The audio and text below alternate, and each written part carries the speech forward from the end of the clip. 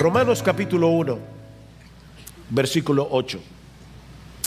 Dice Pablo: en primer lugar doy gracias a mi Dios por medio de Jesucristo por todos vosotros, porque por todo el mundo se habla de vuestra fe.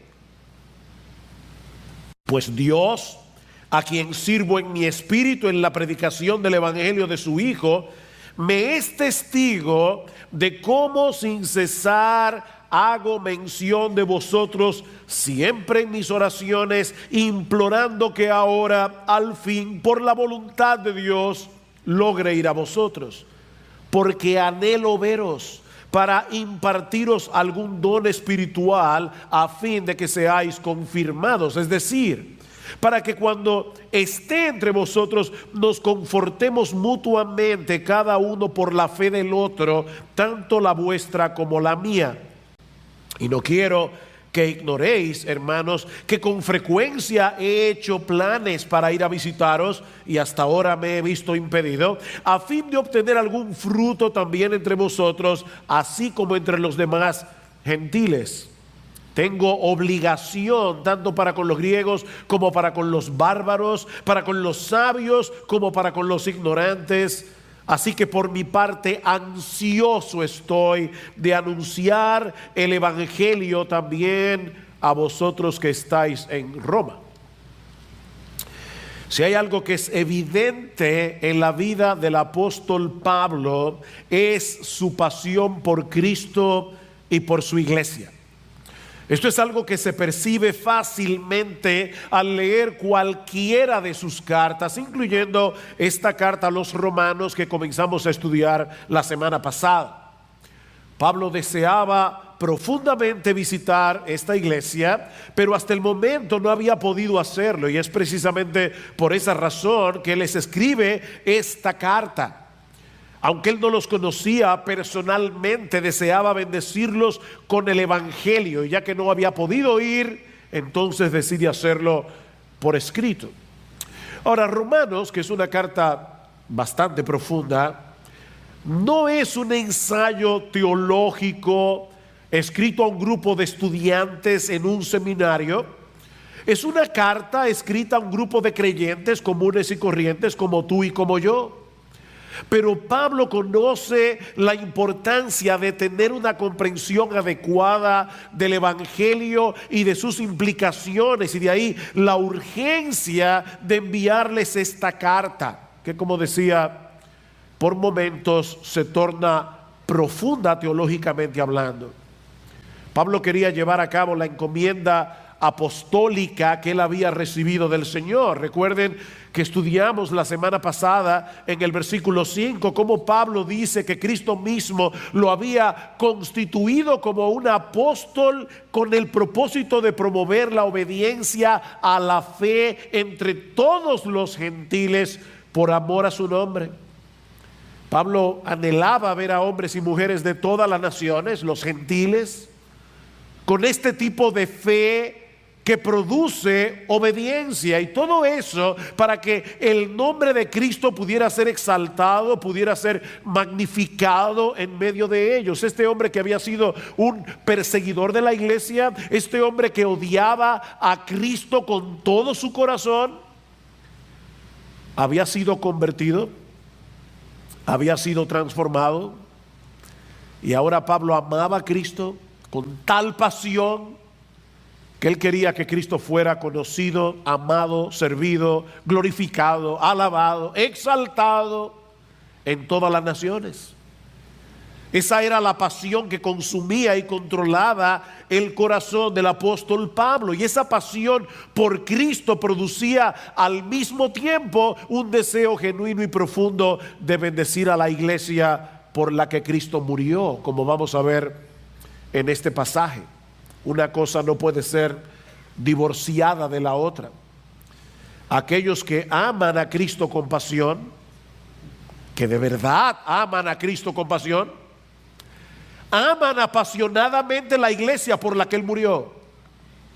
Aman apasionadamente esa iglesia que es el objeto del amor de nuestro Señor, como vemos en Efesios capítulo 5, cuando Pablo le dice a los esposos: maridos, amad a vuestras mujeres, así como Cristo amó a la iglesia y se entregó por ella para santificarla. Es imposible amar a Cristo y no amar a su iglesia. Y es esa pasión por Cristo y por la iglesia lo que se encuentra en el trasfondo de este pasaje, que podemos dividir en tres partes. En el versículo 8, Pablo da gracias a Dios por estos creyentes en Roma. En los versículos 9 al 13, Pablo revela a estos hermanos el anhelo que tenía de ir a visitarles. Y en los versículos 14 y 15, Pablo nos muestra qué era lo que lo movía a tener ese deseo tan intenso. Eso es básicamente lo que nosotros encontramos en este pasaje. Vean una vez más el versículo 8. En primer lugar, doy gracias a mi Dios por medio de Jesucristo, por todos vosotros, porque por todo el mundo se habla de vuestra fe. Pablo escribió Romanos probablemente un poco más allá del 55 después de Cristo. Así que no habían pasado ni 30 años después de la muerte de Cristo y de su resurrección, y ya el evangelio había llegado a la capital del imperio. Eso era algo tan impresionante, era tan sorprendente, que la noticia, dice Pablo, se había esparcido por todo el mundo. Los cristianos en otras partes comentaban el hecho tan extraordinario de que en tan poco tiempo el evangelio haya alcanzado un lugar de tanta importancia estratégica y al mismo tiempo tan corrupto y tan depravado como la ciudad de Roma. Roma era algo así como la ramera del mundo. Roma era la fábrica de ídolos del mundo en aquellos días. Y ya el evangelio había llegado allí. Habían cristianos en Roma. Había una iglesia en Roma.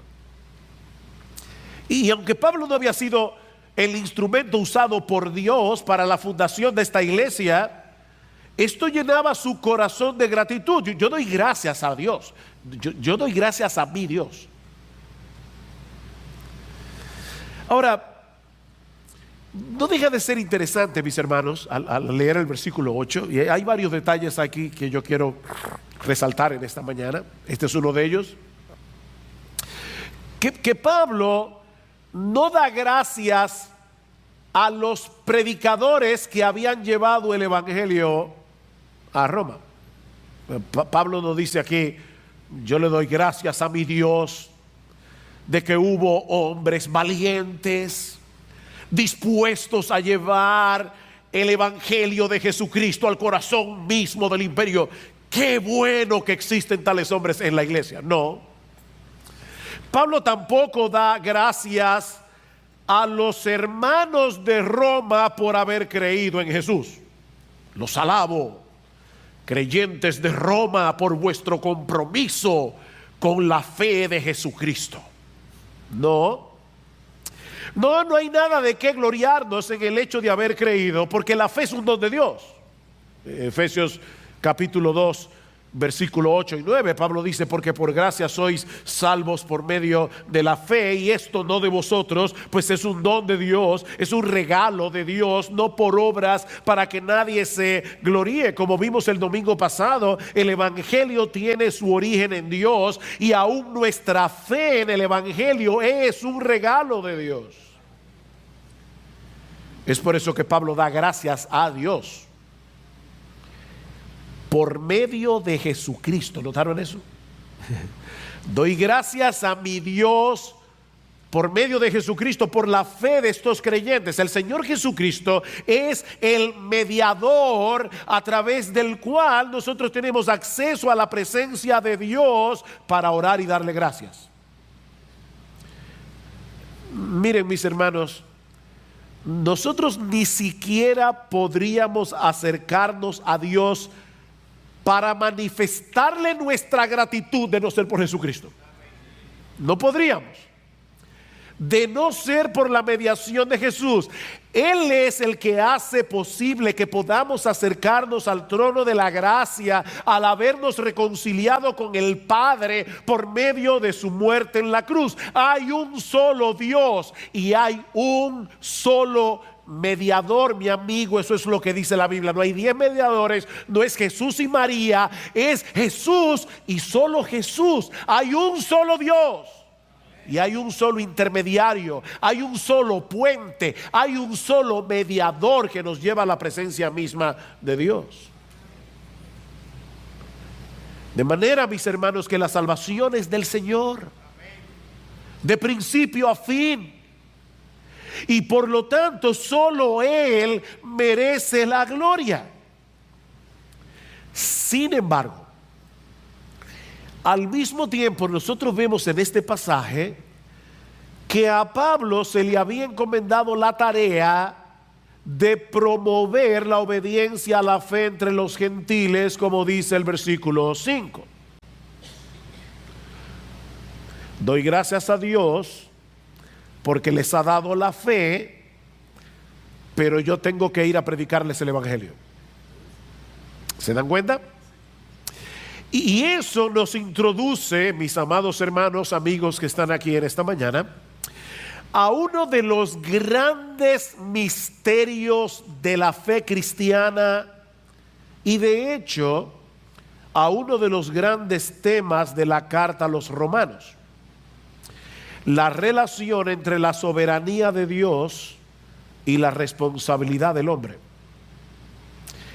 Es Dios el que da la gracia de la fe y del arrepentimiento, pero es el hombre el que se arrepiente y cree. Nosotros no somos títeres de Dios, nosotros no somos robots preprogramados para creer. Nosotros, en un acto libre de nuestra voluntad, en un momento dado, nos arrepentimos de nuestros pecados y creímos en el Señor. Porque el Dios soberano había determinado desde antes de la fundación del mundo que nos íbamos a arrepentir y creer. Y Cristo en la cruz del Calvario compró para nosotros arrepentimiento y fe. Pero no solo eso. Es Dios el que obra soberanamente en el corazón del pecador, pero Él lo hace a través de la predicación del Evangelio. Noten el versículo 9 que vamos a ver en un momento, todavía no hemos llegado ahí, pero Pablo dice: pues Dios, a quien sirvo en mi espíritu, y esta frase puede traducirse también como la Nueva Versión Internacional, a quien sirvo con todo mi corazón en la predicación del Evangelio de su Hijo. Dios es el que obra, pero Él obra a través de medios. De manera que nadie se va a salvar sin la predicación del Evangelio. Porque a Dios le ha placido salvar a los creyentes por la locura de la predicación. Eso es lo mismo que vemos más adelante en Romanos capítulo 6, versículo 17. Pablo había estado hablando acerca de que nosotros, antes de venir a Cristo, éramos esclavos del pecado. Pero gracias a Dios, otra vez, que aunque erais esclavos del pecado, habéis obedecido de corazón a aquella forma de doctrina a la cual fuisteis entregados. ¿Se dan cuenta? Hubo una forma de doctrina, hubo una doctrina en la que ellos creyeron y alguien les llevó esa doctrina. Alguien les predicó estas doctrinas preciosas del Evangelio. Y ahora Pablo dice: yo doy gracias a Dios que aunque erais esclavos del pecado, habéis obedecido de corazón aquella forma de doctrina a la cual fuisteis entregados, y libertados del pecado vinisteis a ser siervos de la justicia. Dios es soberano, el hombre es responsable. Esta es una tensión que encontramos a través de toda la Escritura y que ninguna mente finita como la tuya y la mía es capaz de entender plenamente. No es que no podemos entender nada, Por eso decimos que esto es un misterio, no un enigma. Un enigma es una pared infranqueable, no se puede penetrar. Un misterio es un océano sin fondo. Tú te puedes tirar y de acuerdo a tus pulmones intelectuales y espirituales vas a llegar hasta cierta profundidad, pero siempre, no importa qué tan profundo tú seas, siempre va a haber debajo de tus pies un océano infinito al que nunca vas a llegar. Así que aquí tenemos una tensión que ninguna mente finita es capaz de entender plenamente o de explicar de una manera completamente satisfactoria. Dios es soberano, el hombre es responsable. Y mis hermanos, créanme, no es exagerado decir que muchos de los errores, muchas de las herejías que han surgido a lo largo de los siglos en la historia de la iglesia han tenido su origen en el intento de eliminar esta tensión.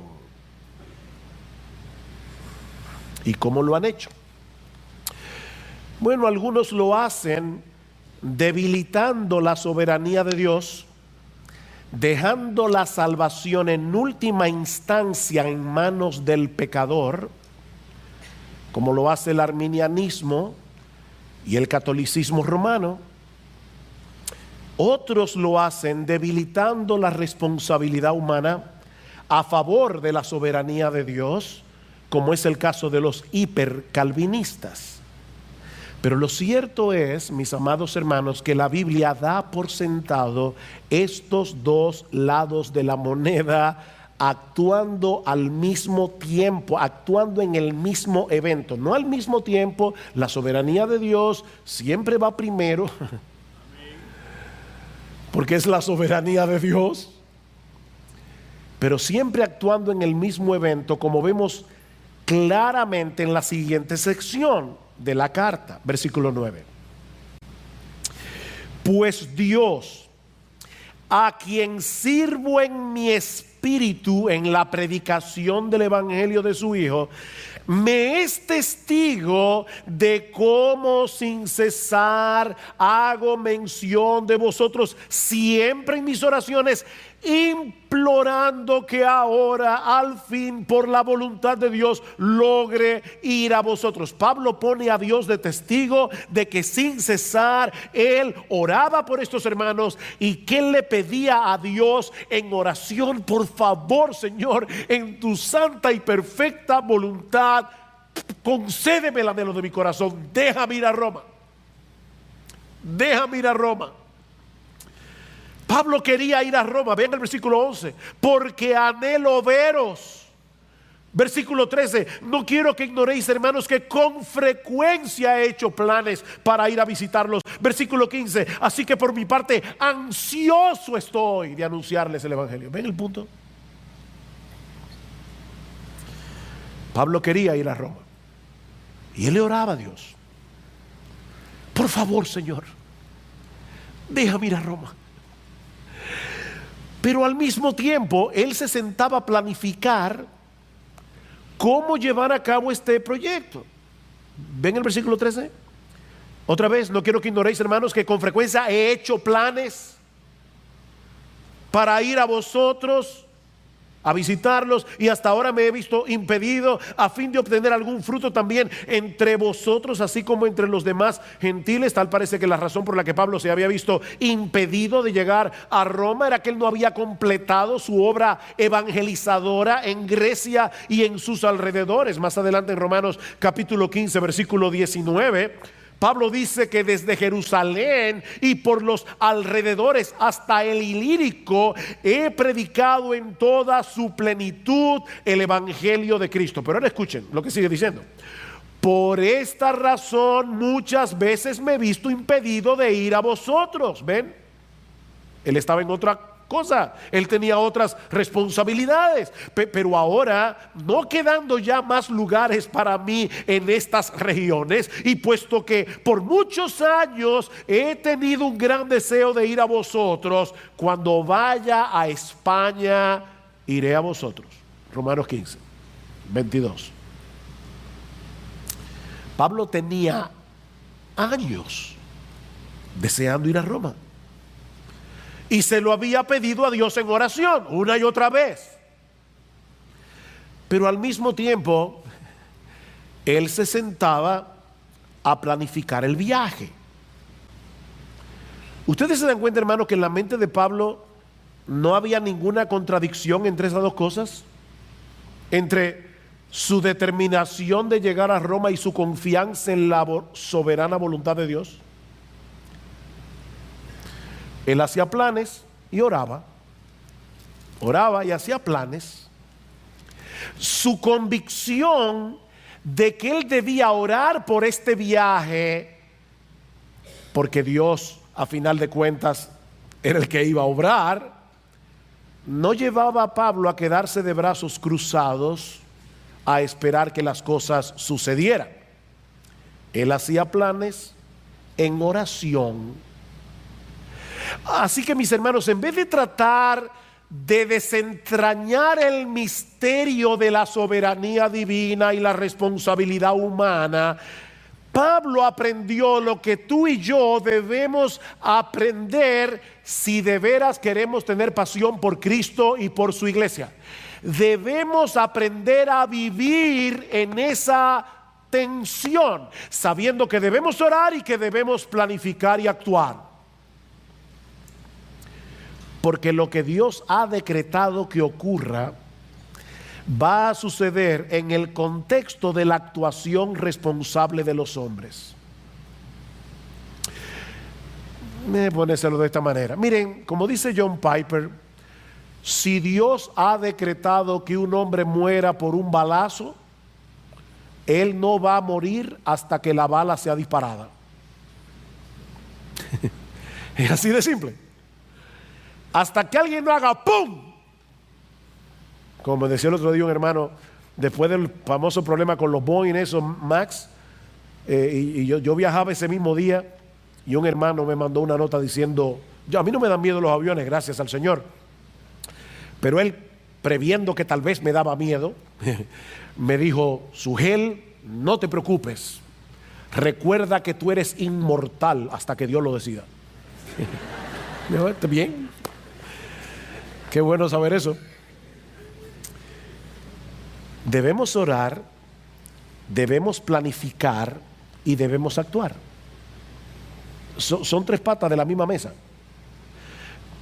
Santiago capítulo 4. Vamos ahora los que decís, hoy mañana iremos a tal ciudad y estaremos allá un año y traficaremos y ganaremos, cuando no sabéis lo que será mañana. Mi papá siempre decía, calculen el moquillo. Y lo que él quería decir era que hay individuos que toman un papel y un lápiz y dicen, voy a comprar 3 gallinas, las gallinas van a poner tantos huevos, de los huevos van a salir tantos gallos, y en una hora tienen una granja. Y de repente resulta que la gallina que compraron le da moquillo y se murió. Y mi papá siempre decía, calcula el moquillo, tú no sabes lo que será mañana. Y eso es lo que está diciendo en Santiago, en palabras menos teológicas, está diciendo, calcula el moquillo. Tú no sabes lo que será mañana, porque ¿qué es vuestra vida? Ciertamente es neblina que se aparece por un poco de tiempo y luego se desvanece. En lugar de lo cual deberíais decir, si el Señor quiere, viviremos y haremos esto o aquello, dice Santiago. Hay un esto y un aquello que yo debo planificar y que yo debo llevar a cabo. Pero reconociendo al mismo tiempo que como no tenemos control de todas las cosas, es si Dios quiere que viviremos y haremos esto o aquello que hemos planificado. Pero el esto y el aquello lo tienes que planificar tú. O sea, Dios te dio una cabeza para pensar y te dio un cuerpo para actuar. Y aunque no sabemos exactamente cómo funciona, cómo interacciona la soberanía de Dios y la voluntad del hombre, haz lo que tú tienes que hacer.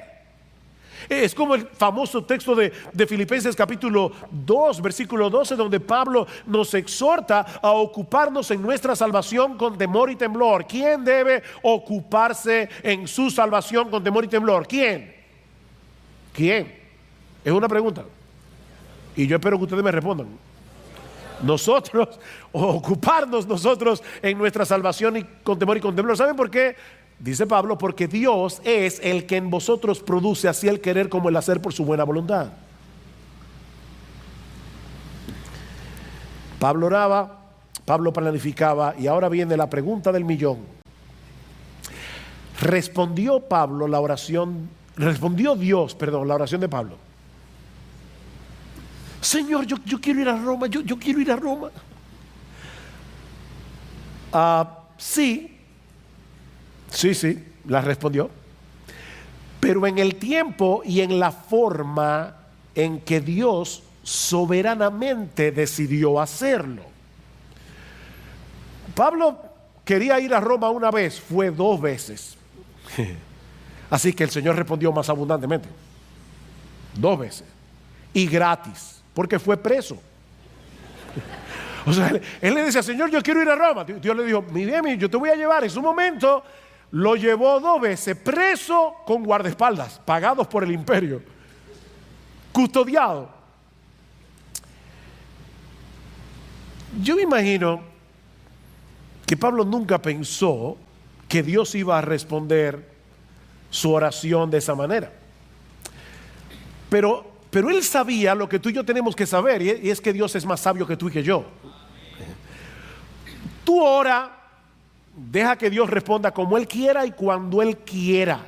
Porque, mis hermanos, ¿qué habría sucedido? Escuchen esta pregunta importante. ¿Qué habría sucedido si Dios hubiera respondido la oración de Pablo tan pronto la hizo la primera vez? ¿Saben qué hubiera sucedido? Que no tendríamos la carta a los romanos.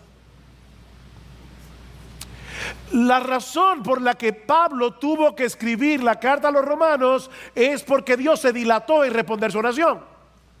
Así que hoy estamos estudiando la carta a los romanos porque Dios no quiso responderle a Pablo su oración inmediatamente. ¡Qué bendición! ¡Qué bueno que Dios no le dijo que sí a Pablo de una vez! Porque de lo contrario no tendríamos esta bendición en nuestras manos. ¿Ustedes se dan cuenta? Mi hermano querido, tú que estás orando por algo que no ha llegado, tranquilo, sigue orando, pero sigue esperando en la buena voluntad de Dios.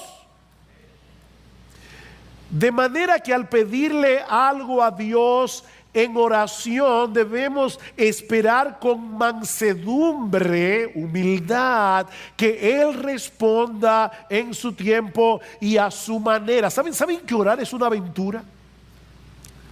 Es una aventura porque uno nunca sabe la forma tan creativa en la que Dios va a responder nuestra oración. Pero no dejes de orar. Porque la Biblia dice en Santiago capítulo 4 versículo 2 que no tenemos lo que deseamos porque no pedimos. En la soberanía de Dios, Él ha decretado hacer lo que Él va a hacer a través de nuestras oraciones. Pastor, yo no entiendo. No hay problema, yo tampoco. Pero obedece. Que Dios dice en su palabra, tú no tienes lo que quieres porque no lo pides. Así de sencillo. Pero tampoco dejes de planificar y de actuar, porque la Biblia también dice, en Proverbios capítulo 20 versículo 18, que los proyectos con consejo se preparan y con dirección sabia se hace la guerra. Y en Proverbios capítulo 13 versículo 4 dice que los perezosos desean muchas cosas, pero no alcanzan nada. Yo quisiera hacer esto y lo otro y lo demás allá. El perezoso no ha perdido la capacidad de desear cosas y hay proyectos, pero no logra nada porque es un perezoso. Ahora, ¿qué era lo que Pablo quería hacer en Roma? Esa es otra pregunta. ¿Por qué esa insistencia en ir a Roma? Pastor, para ver el Coliseo. No. De hecho, el Coliseo ni existía. El Coliseo lo comenzaron a construir en el año 71 después de Cristo por Vespasiano. O sea, ya Pablo estaba muerto cuando empezaron a construir el Coliseo romano. No era para visitar el Coliseo. No era por las razones por las que muchos turistas quisiéramos ir a Roma en el día de hoy. Versículo 11. Porque anhelo veros para impartiros algún don espiritual a fin de que seáis confirmados, fortalecidos en vuestra fe, es decir, para que cuando esté entre vosotros nos confortemos mutuamente cada uno por la fe del otro, tanto la vuestra como la mía. Y no quiero que ignoréis, hermanos, que con frecuencia he hecho planes para ir a visitarlos y hasta ahora me he visto impedido, a fin de obtener algún fruto también entre vosotros, así como entre los demás gentiles. Hay tres propósitos en la mente de Pablo: fortalecerlos en su fe a través del uso de los dones que el Señor le había dado, versículo 11, ser mutuamente confortados en la comunión cristiana, versículo 12, y cosechar algún fruto de salvación a través de la predicación del Evangelio, versículo 13. Ahora, no olviden que Pablo no conocía a la mayoría de estos creyentes. El afán de ir a visitarlos no es porque eran amigos íntimos, es simplemente porque eran sus hermanos en la fe. Pablo anhelaba bendecir al pueblo de Dios con los dones que el Señor le había dado. Y aunque él era un apóstol de Jesucristo, ¿sabes qué, mi amado hermano de Iglesia Bíblica del Señor Jesucristo? Ese es el sentir que debería tener todo cristiano. Todo cristiano. Déjame hacerte una pregunta. Y por favor, sé honesto en tu propia conciencia. Hoy en la mañana, tú te estabas preparando para venir a la iglesia. ¿Te pasó por la cabeza la idea de que tal vez hay alguien en este cuerpo local de creyentes que necesita de ti? De tal manera que tú le dijiste: Señor, voy a la iglesia y no voy únicamente a oír tu palabra, yo voy también a bendecir a otro porque soy parte de un cuerpo. Por favor, Señor, muéstrame en qué manera yo puedo bendecir a mis hermanos. Porque en Hebreos capítulo 10, versículo 23 en adelante, dice que esa es una de las razones por la que no debemos dejar de congregarnos, como algunos tienen por costumbre, para poder exhortarnos mutuamente, dice el autor de la carta a los Hebreos. Pablo no conocía a estos creyentes, pero él quería bendecirlos. ¿Saben cuál es mi trabajo aquí hoy en la mañana? Mi trabajo es equiparte a ti para que tú hagas la obra del ministerio. ¿No es eso lo que dice Pablo en Efesios capítulo 4, versículo 11? Y el mismo Cristo os dio que algunos sean pastores maestros a fin de equipar a los santos para la obra del ministerio. Todos los santos hacen la obra del ministerio. Nosotros deberíamos anhelar ver a otros creyentes fortalecidos, ver a otros creyentes creciendo en su fe y dando fruto, aunque no sean amigos cercanos. Simplemente porque amamos a Cristo, porque amamos su iglesia, porque amamos ver su imagen más claramente reflejada en nosotros y en otros. Y yo te pregunto, mi hermano, ¿de verdad tú deseas eso? Pero ahora escucha una de las declaraciones más sorprendentes de esta sección. Versículo 12 otra vez. Es decir, yo quiero ir a Roma para confirmarlos. Es decir, alguien dice que de repente Pablo detuvo la pluma y dijo: uy, esto suena muy unilateral. El Espíritu Santo lo guió a escribir esto. Para que cuando esté entre vosotros nos confortemos mutuamente, cada uno por la fe del otro, tanto la vuestra como la mía. ¿No te sorprende eso? El gran apóstol Pablo, que escribió 13 de las 27 cartas del Nuevo Testamento, que recibía revelaciones directas de Jesucristo como un apóstol que él era de Cristo, ahora está diciendo: mi intención de ir a Roma no es unilateral. Yo quiero ser animado por vosotros.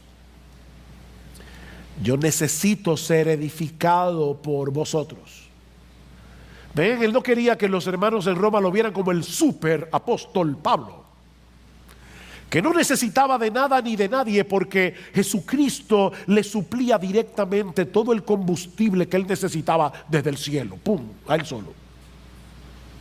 No. Pablo era un cristiano, como tú y como yo. Era un ser humano, con luchas, con tentaciones, con debilidades, con temores. Cuando Pablo escribe su primera carta a los Corintios, él les confiesa que estuvo entre ellos, oigan esto, con debilidad, con mucho temor y temblor. Pablo. Y lo grande es que él no le molesta decirlo. O sea, Pablo no era de esos creyentes que siempre tienen una sonrisa colgate.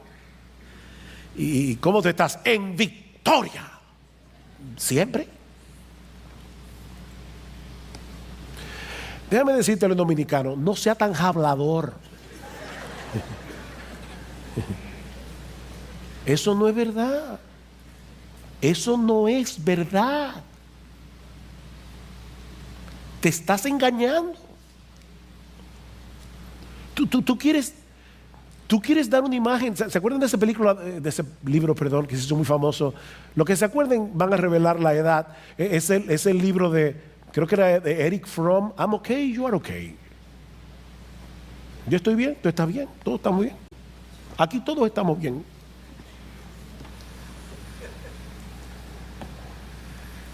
Miren, mis hermanos, no pongan a los pastores en la lista de los superhéroes de Marvel.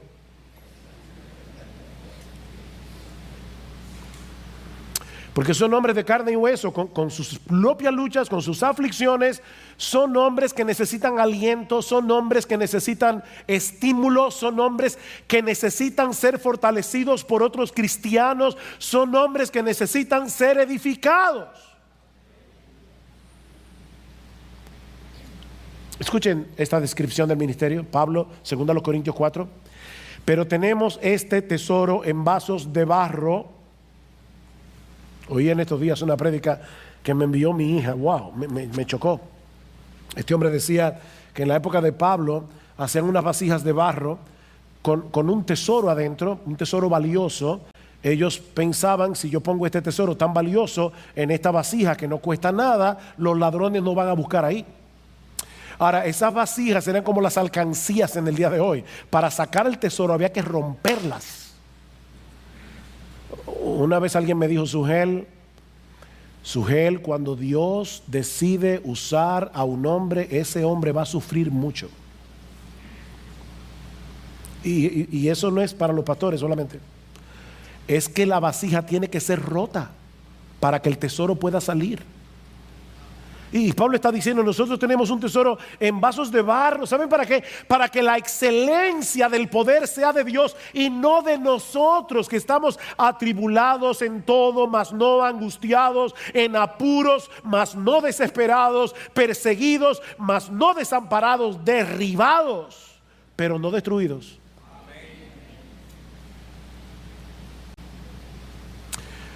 Oh, mis hermanos, nunca dejen de ver a sus pastores como hombres necesitados de sus oraciones, de sus palabras de aliento y de edificación, porque ellos necesitan de ti, así como tú necesitas de ellos. Pablo anhelaba llegar a Roma para bendecir a estos creyentes y para ser bendecidos por ellos. Y si Pablo lo necesitaba, nosotros lo necesitamos también. Esa es la perspectiva que todo creyente debe de tener de sí mismo y de la iglesia. Mis hermanos, nadie aquí es autosuficiente para vivir su vida cristiana aislados de los demás. La razón por la que Cristo te puso en una iglesia es para que puedas bendecir a otros, mientras los otros son de bendición para ti. Pero si te aíslas de los demás, eso no va a suceder. Tú debes tomar la determinación de conectarte con este cuerpo lo más que tú puedas, o de lo contrario te vas a estancar en tu vida cristiana y perderás el privilegio, el enorme privilegio de bendecir a otros. ¿Saben por qué el mar muerto está muerto? Hay varias razones ecológicas, geológicas, que no vienen al caso, pero una de las razones por la que el mar muerto está muerto es porque el agua del Jordán muere allí. El agua solo entra pero no sale para ningún sitio, y eso aumenta la salinidad del mar. Ahí no hay vida. En el mar de Galilea o el lago de Genesaret, porque es un lago de agua dulce, el agua del Jordán entra por el norte y sale por el sur, y es un mar lleno de vida. ¿A cuál de esos dos mares te pareces tú?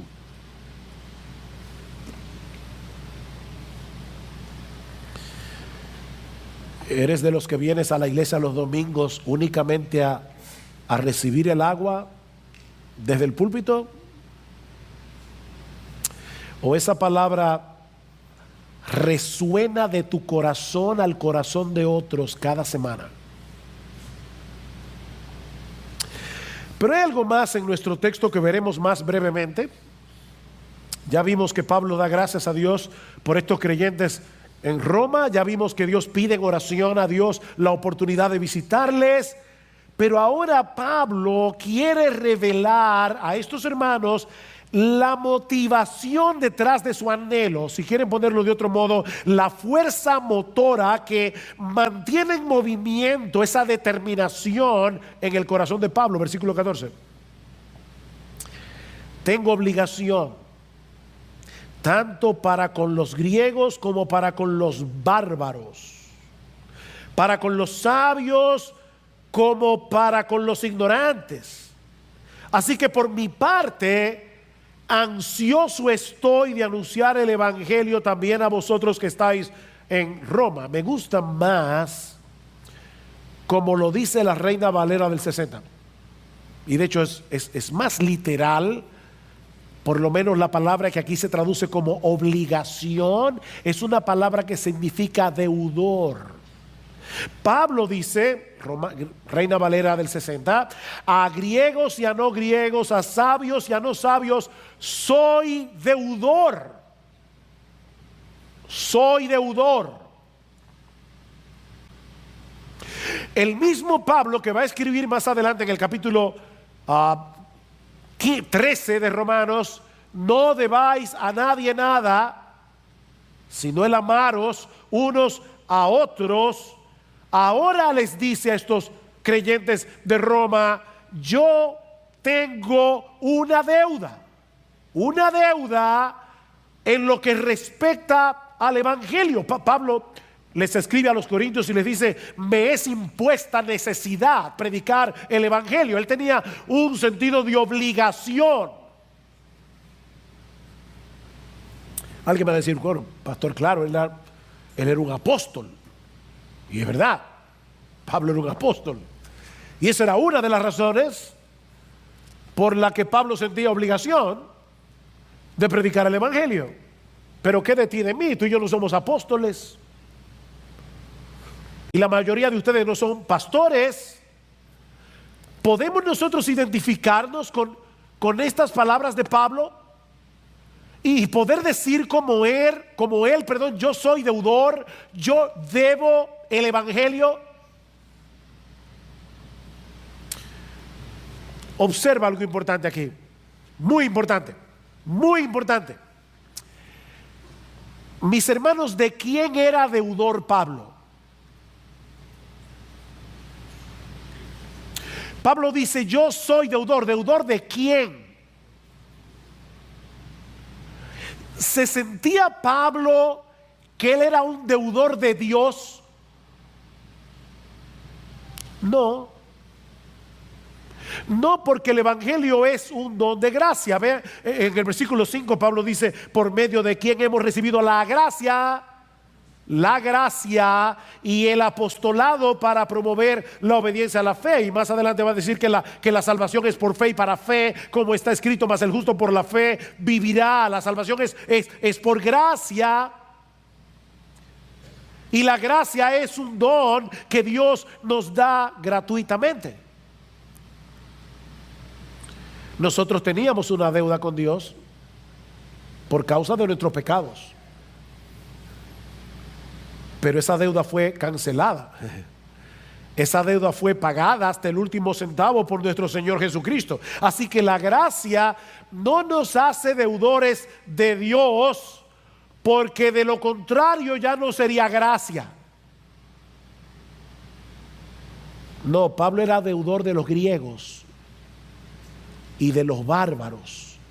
Los bárbaros era como los griegos veían a todo el mundo, porque ellos se veían como superiores, y por eso se inventaron la palabra bárbaro, que en griego suena igual que en español, bárbaro. Es como una gente que habla mucho disparate, es una palabra onomatopéyica. ¿Se entendió, verdad? No, las palabras onomatopéyicas suenan como lo que significan.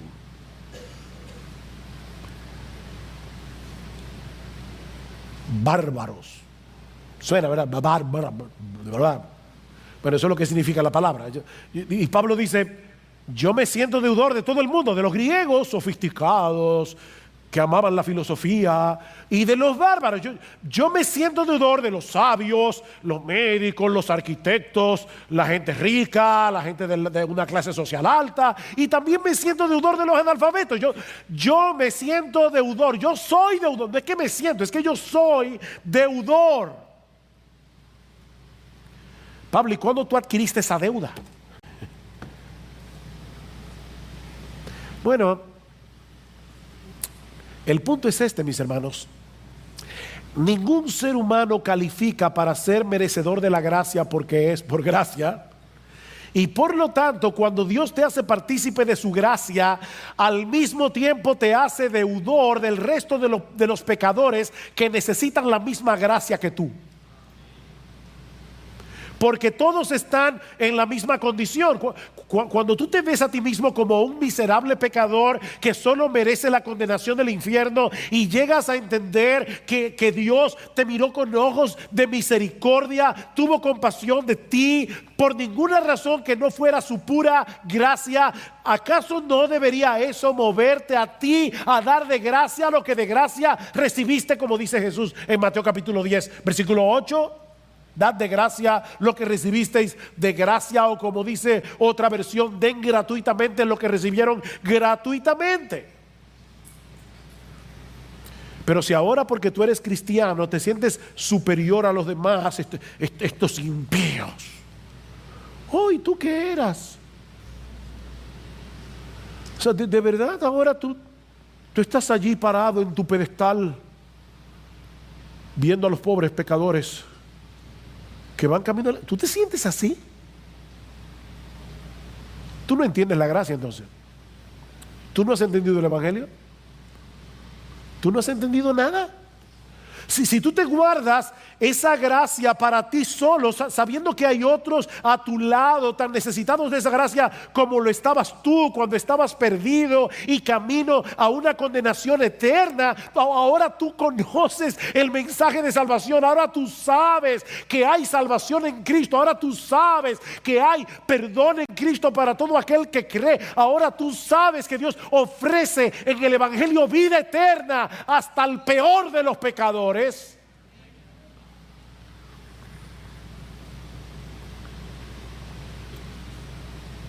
¿Y tú no quieres compartir eso? De verdad tendríamos razones para sospechar que tú no has entendido todavía lo extraordinariamente maravillosa que es la gracia de Dios en Cristo. Es una especie de deuda moral, pero es mucho más que eso. ¿Ustedes se acuerdan de aquellos dos leprosos que se estaban muriendo de hambre en un tiempo que había un asedio a la ciudad de Israel? Y de repente el campamento de los asirios, Dios les envió un temor tan grande que salieron huyendo, y estos israelitas dijeron: mira, ya vamos a donde los asirios, si nos toman prisioneros por lo menos nos van a dar de comer. Y cuando llegan encuentran el campamento vacío, porque los asirios habían huido, los sirios, perdón, habían huido, y estaba todo lleno de ropa, comida, y estos hombres comienzan a comer como unos desaforados. Y de repente uno de ellos le dice: no está bien lo que estamos haciendo, esto no está bien. Ahí hay un pueblo muriéndose de hambre y nosotros estamos aquí comiendo un banquete. Oh, mis hermanos, allá afuera hay un mundo muriéndose en sus pecados, y nosotros estamos aquí tranquilamente en aire acondicionado recibiendo un banquete cada domingo del Evangelio de Jesucristo. Es una deuda moral, pero es más que eso. Es más que eso. La gracia de Dios nos hace deudores, no a Dios, recuerden, a los que necesitan la misma gracia que tú.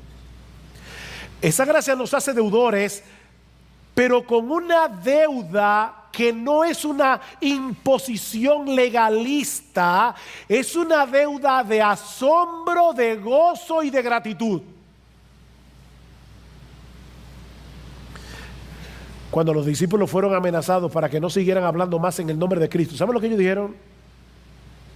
No podemos dejar de decir lo que hemos visto y oído. No podemos.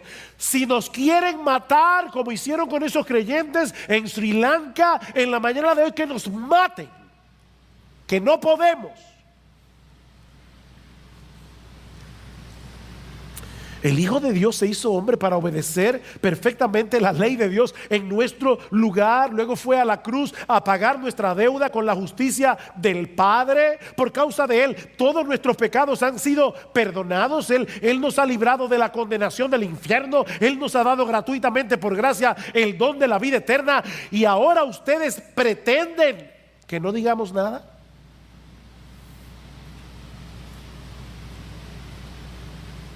Versículo 15. Así que, por cuanto soy deudor, pero un deudor gozoso, el que tiene deuda no puede dormir, porque está aplastado por la deuda. No es ese tipo de deuda, esta es una deuda gozosa.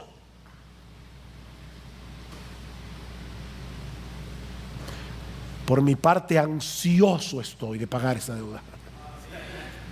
Ansioso, yo no veo la hora de llegar a Roma y decirle a estos romanos que hay salvación en Cristo, decirle a estos romanos que son adictos al poder, que se creen la última Coca-Cola del desierto, que el Evangelio es verdadero poder.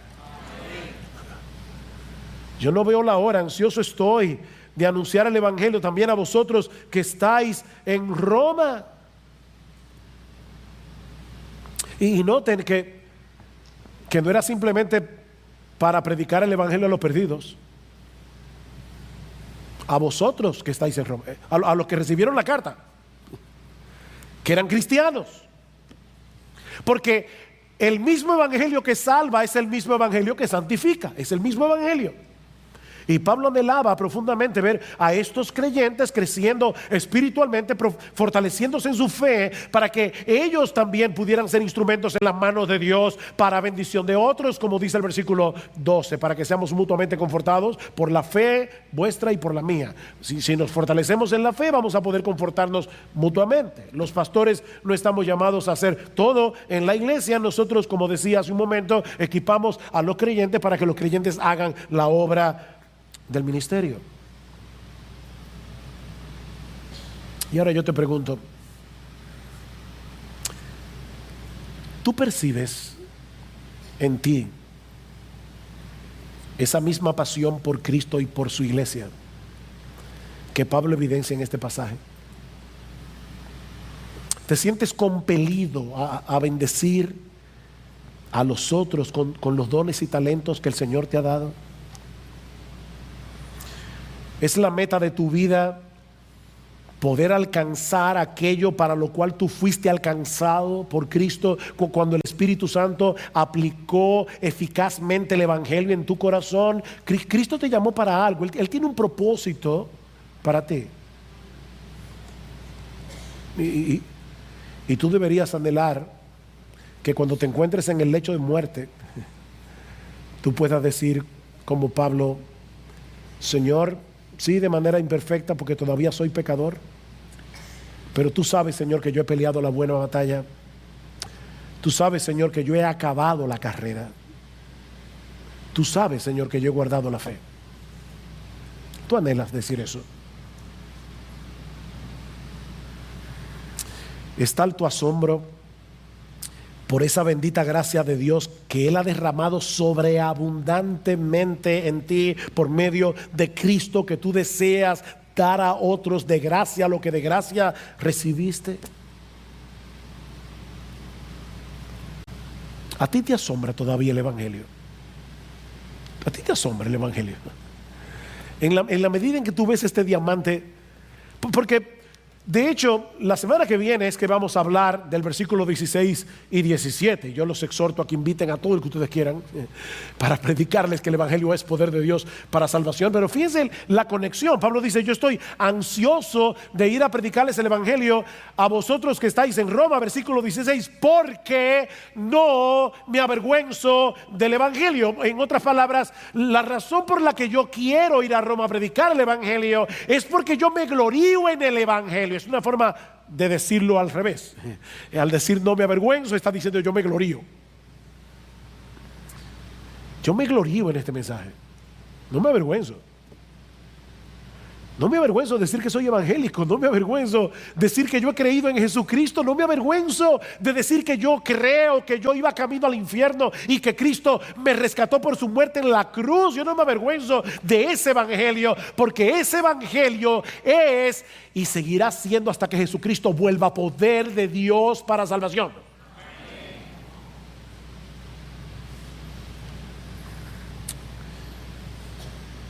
Una vez alguien me dijo, hace mucho de eso: Sugel, últimamente te estás repitiendo mucho en el púlpito. Bueno, los predicadores no deben estar repitiendo las mismas cosas, pero hay una cosa que los predicadores deben hacer cada domingo y que no va a cambiar nunca, y es predicar el Evangelio. Mi tarea no es venir aquí a hablar de profundidades misteriosas. No. Y sorprenderlos. Wow. No, mi tarea es, de la manera más sencilla posible, predicarles el Evangelio todos los domingos. Porque esa es la única manera en que ustedes van a poder crecer en su asombro, en su admiración por el Cristo del Evangelio. Y es a través de esa admiración que todos nosotros vamos a crecer a su imagen. Así que hasta que yo me muera, yo no voy a predicar otra cosa. El Evangelio es un diamante inagotable. Nunca vamos a decir, wow, ya lo entendí, ya lo vi. No, lo seguiremos viendo.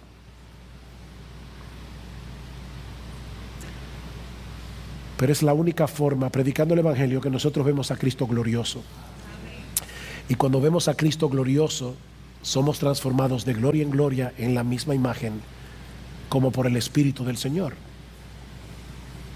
Y si tú estás aquí sin Cristo en esta mañana, mi amigo, el anhelo de nuestro corazón es que tú también seas alcanzado con esa bendita gracia en esta misma hora.